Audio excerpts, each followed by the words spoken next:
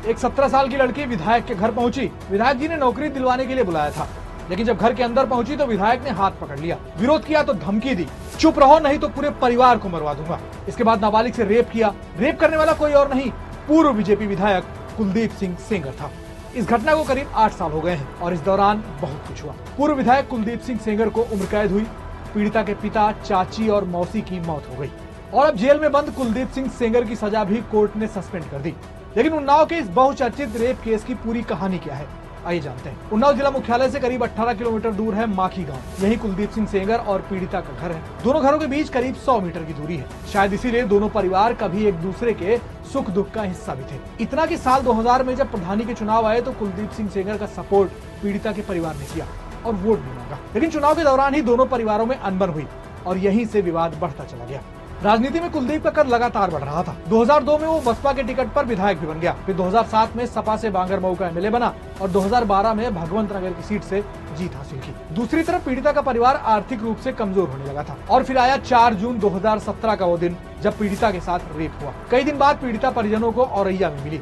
फिर परिजन थाने लेकर पहुंचे, जहां पीड़िता को 8 दिन थाने में बिठा कर रखा। परिजन थाने का चक्कर काट रहे थे। परेशान होकर पीड़िता अपनी मां के साथ मजिस्ट्रेट कोर्ट पहुंची। जब कुलदीप को यह पता चला तो परिवार पर दबाव बनाना शुरू कर दिया। नहीं माने तो पीड़िता के पिता को पेड़ से बांधकर बंदूक के बट से पीटे जाने का आरोप लगा। फिर 3 अप्रैल 2018 को पीड़िता के पिता को पकड़कर पीटा गया और पुलिस को सौंप दिया गया।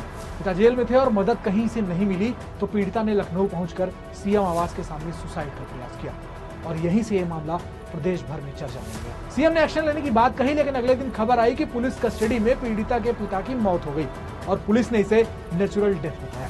लेकिन जब पोस्टमार्टम हुआ तो शरीर पर 14 चोट के निशान थे। इतना सब होने के बाद आखिरकार 14 अप्रैल को सुबह 4 बजे सेंगर को हिरासत में लिया गया। उधर 19 साल पुराने मामले में पीड़िता के चाचा को 10 साल की सजा भी हो गई। फिर 28 जुलाई को एक और हादसा हुआ। रायबरेली में ट्रक की टक्कर में पीड़िता की चाची और मौसी की मौत हो गई। जिस ट्रक ने टक्कर मारी उसके नंबर प्लेट पर कालिख लगी थी। घटना में पीड़िता भी घायल हुई थी। आरोप लगा कि कुलदीप सेंगर ने इन सबको खत्म करवाने के लिए काम किया है। ट्रक हादसे ने इस केस को देशव्यापी बना दिया। सुप्रीम कोर्ट ने मामले का संज्ञान लिया और न्यायिक लड़ाई शुरू हुई। 14 अगस्त 2019 को कुलदीप सिंह सेंगर और 9 लोगों के खिलाफ आरोप तय हुए।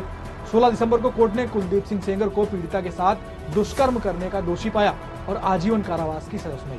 लड़ाई लंबी थी, लेकिन पीड़िता को न्याय मिला था। अब एक बार फिर सब सवालों में आ गया है, जब 23 दिसंबर 2025 को दिल्ली हाईकोर्ट ने उम्र कैद की सजा को ही सस्पेंड कर दिया। इस फैसले के बाद पीड़िता ने कहा कि जिसने मेरा जीवन बर्बाद किया उसे क्यों जमानत दी जा रही है। इस वीडियो में फिलहाल इतना ही। जुड़े रहिए।